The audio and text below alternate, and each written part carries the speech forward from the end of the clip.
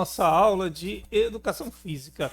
Essa aula é para o 8º ano do ensino fundamental. E nessa aula nós vamos trabalhar classificações dos esportes.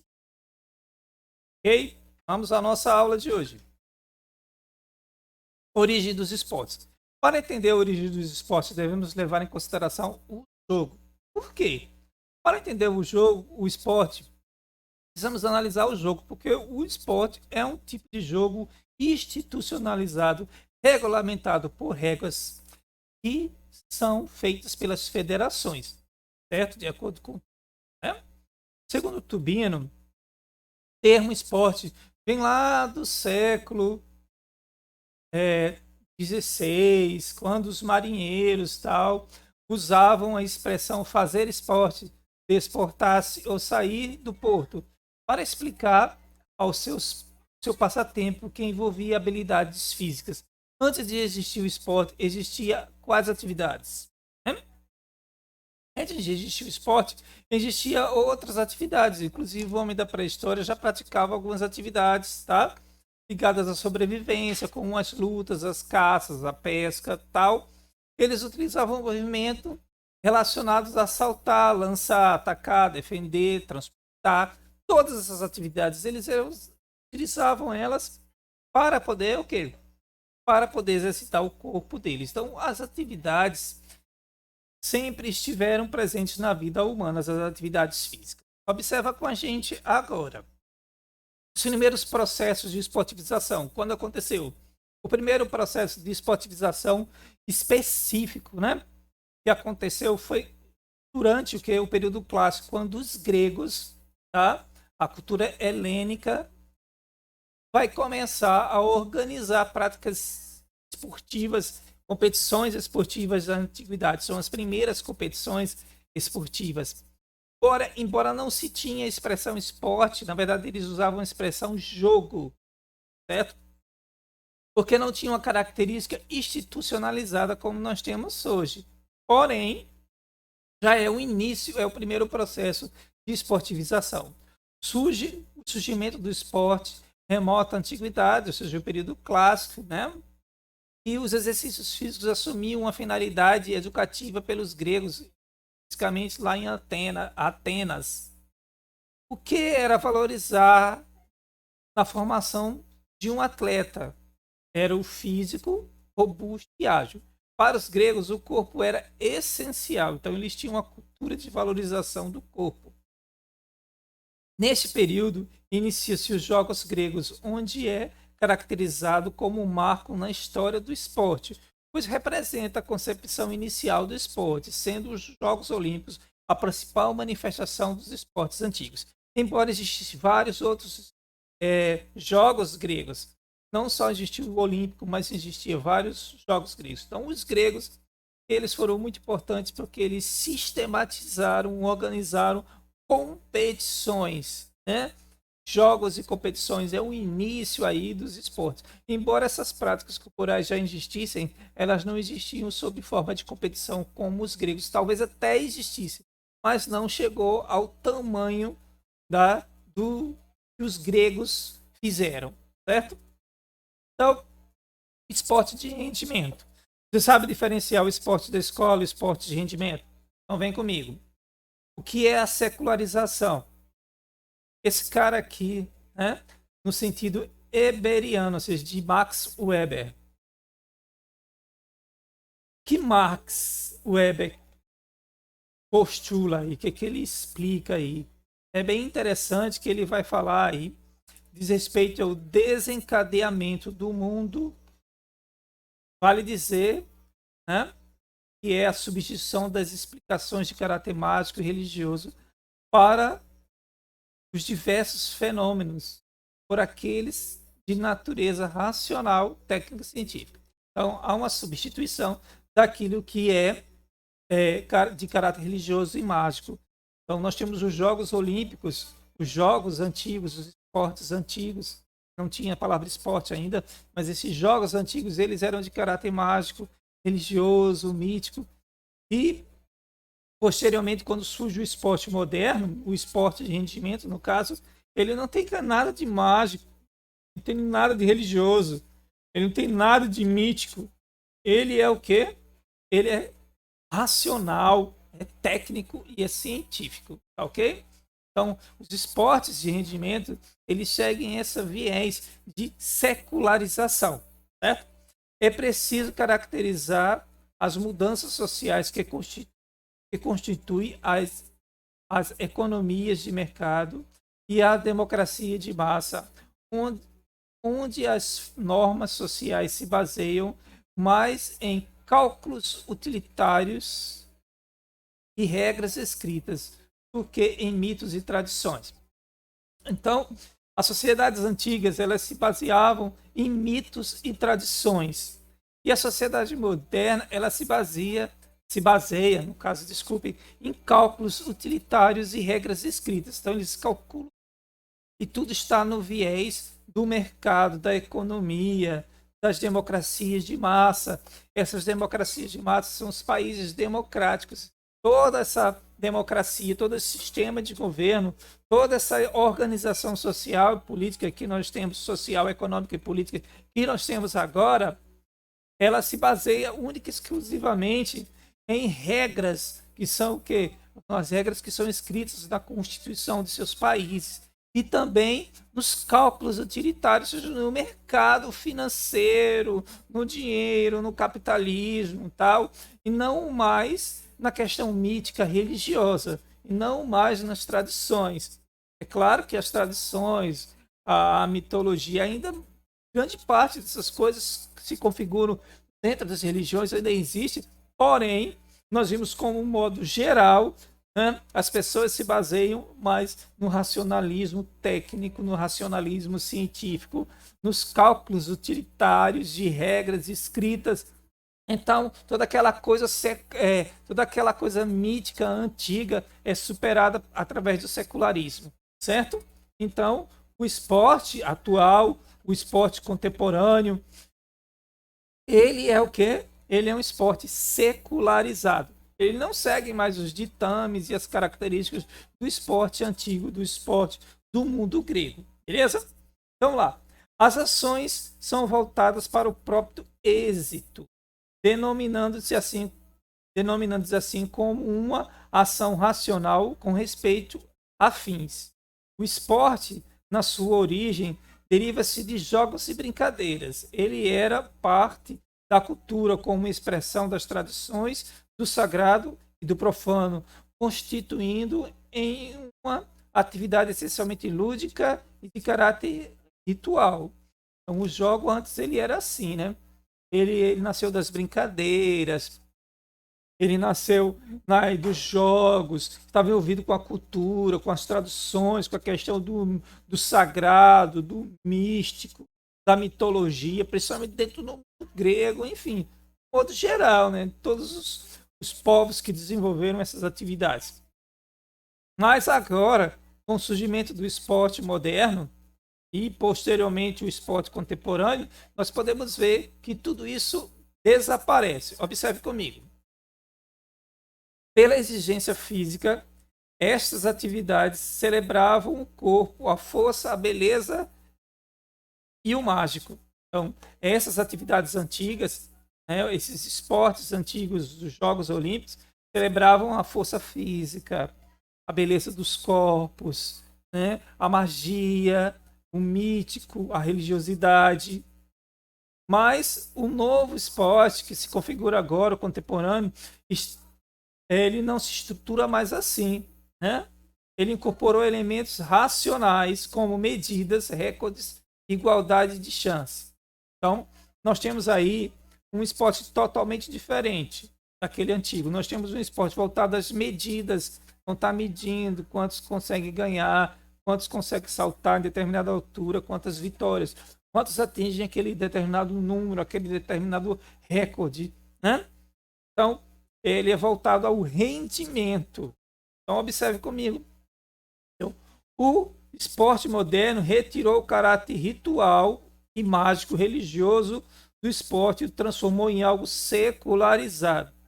A gente se transformou em algo secularizado, os deuses, né, não fazem mais parte desse universo. Agora surgem outros seres que são os seres humanos mesmos, tá? Com a sua força, com o seu dinamismo, com a sua coragem, construindo aí.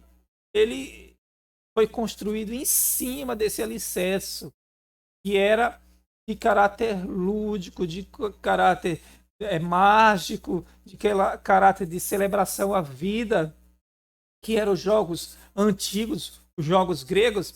Ele se constrói em cima disso, mas ele herda parte dessa cultura, mas o que na verdade nós conseguimos mais enxergar na atualidade nos esportes, né, nos Jogos Olímpicos atual, é o quê?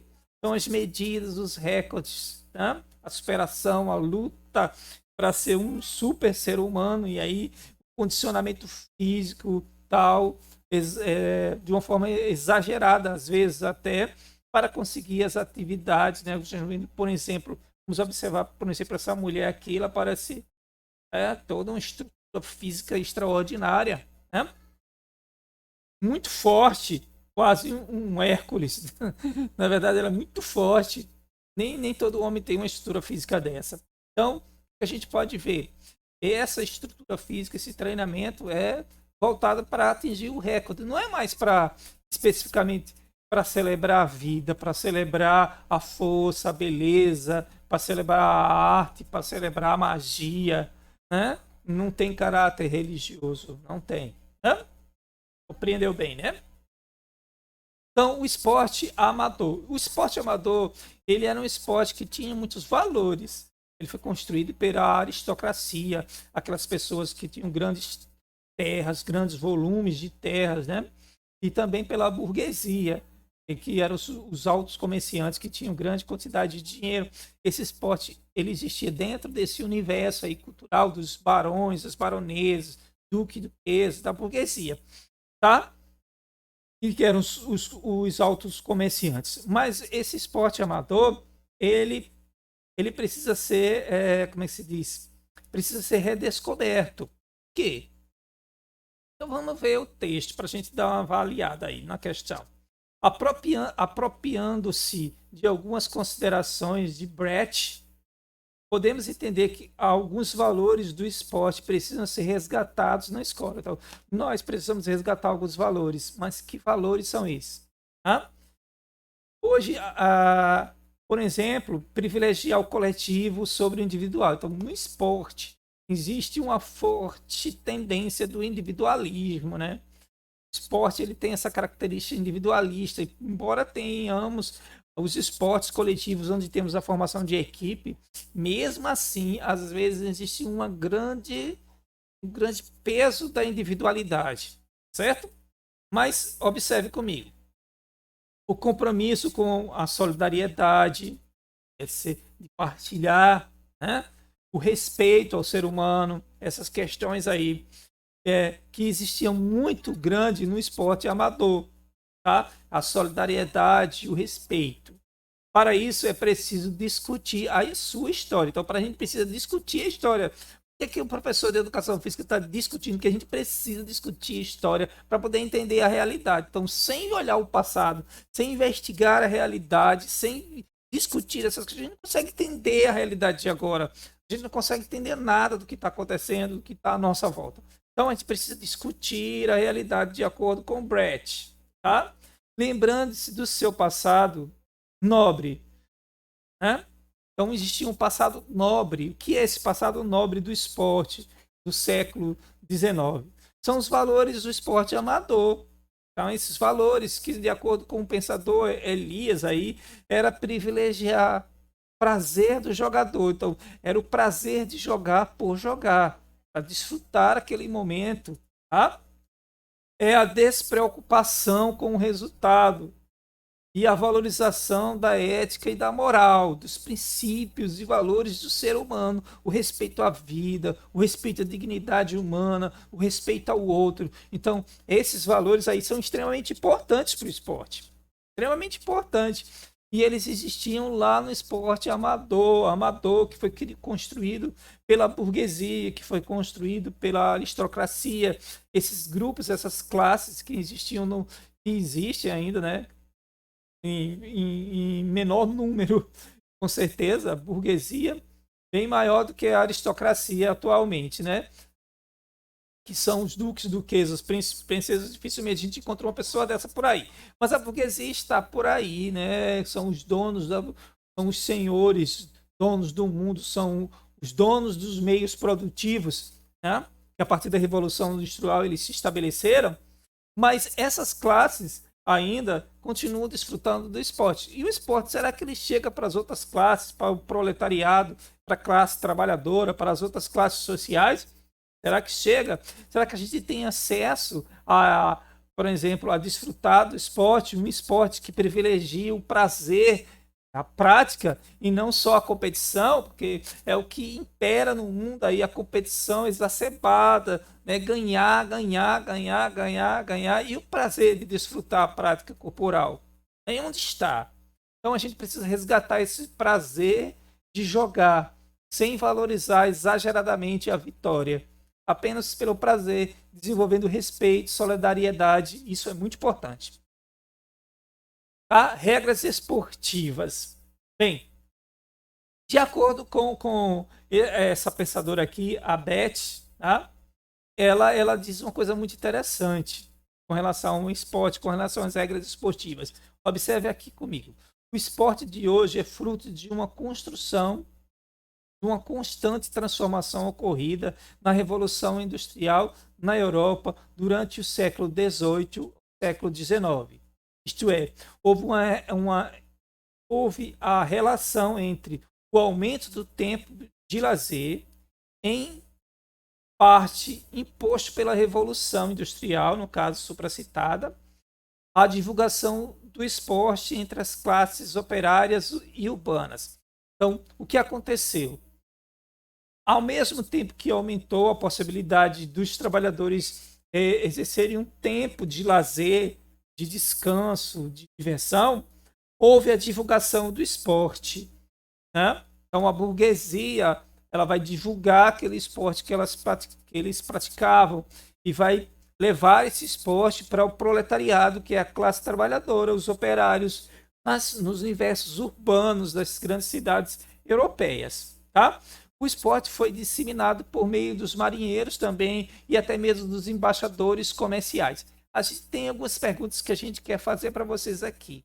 Quais são essas perguntas com relação a essa ideia das regras existentes no esporte? Primeira coisa que a gente quer saber de vocês. Para que serve uma regra? Tem gente que diz que serve para ser quebrada. Eu já vi alguém dizer assim. Será que é isso mesmo?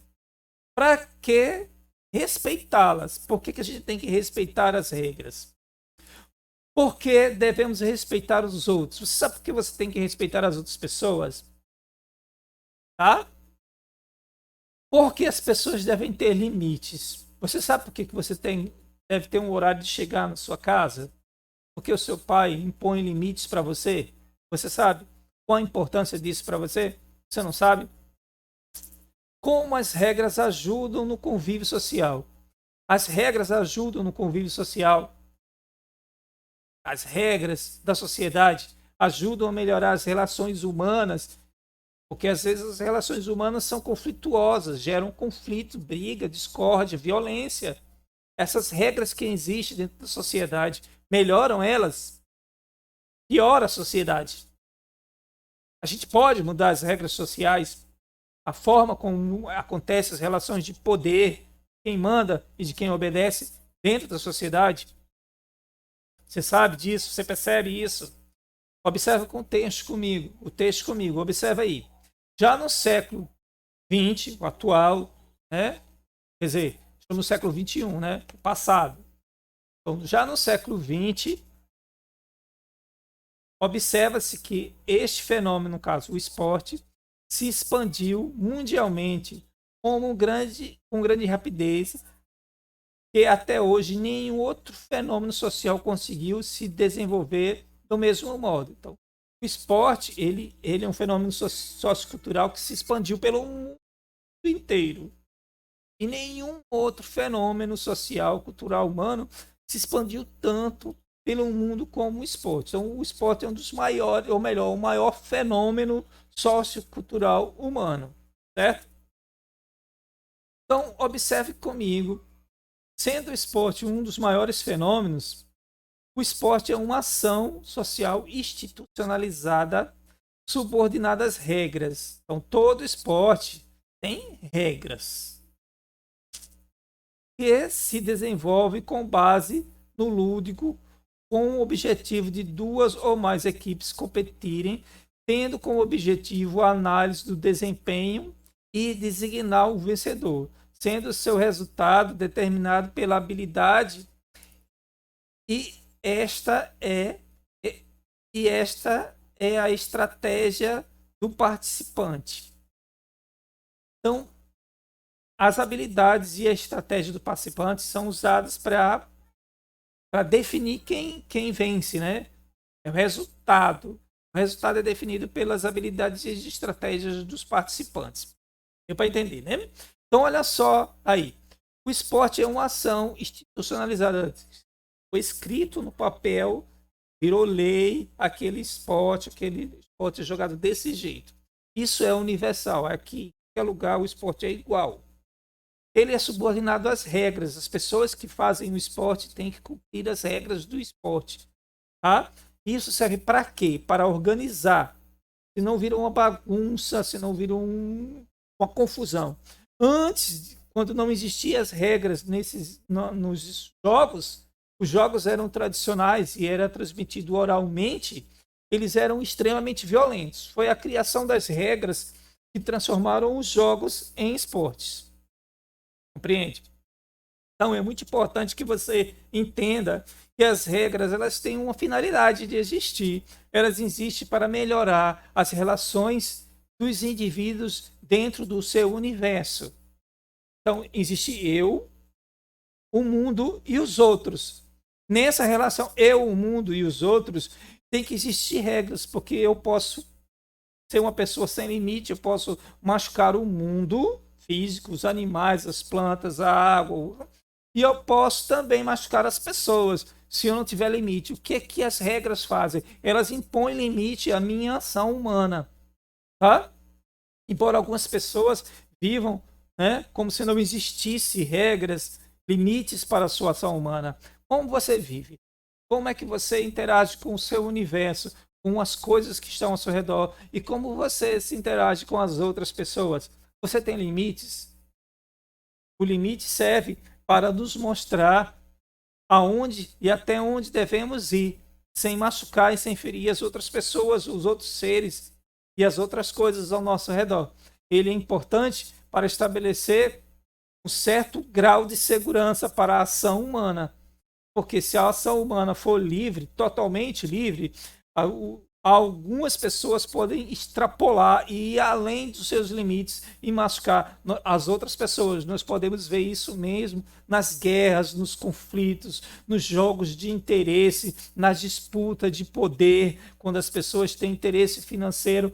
Nós vemos que se não houver regra nenhuma, as pessoas que têm força, que têm mais poder financeiro, poder político, vão oprimir os outros grupos humanos e vão tirar deles os seus direitos. Então, as regras sociais, elas existem para organizar a vida social. E você? Você entende isso? Você sabe por que você deve respeitar as regras? E para que servem as regras? Por que devemos respeitá-las? Por que as pessoas devem ter limites? Como as regras ajudam no convívio social? É muito importante que você, ao participar do esporte, perceba que ele é organizado por regras e a sociedade também é organizada. Que a gente pode também transformar essa sociedade, transformando as suas regras, transformando a sociedade, a gente pode torná-la um lugar melhor para todas as pessoas. Mas para transformar a sociedade, nós começamos transformando a nós mesmos. É a transformação que eu quero no mundo, eu começo em mim. Mas mais que isso, é preciso que você mude a si mesmo e também consiga mover os grupos sociais para que eles possam lutar pelos seus direitos sociais. Porque existem muitos grupos sociais ainda que vivem à margem da sociedade sem acesso à saúde, educação, moradia, lazer, esporte, que é um direito dos jovens. Entenderam? Então, se você não aprende seus direitos, se você não entende como funcionam as regras sociais, se você não entende como as coisas são construídas, você não sabe lutar pelo aquilo que você você aí necessita, tá certo?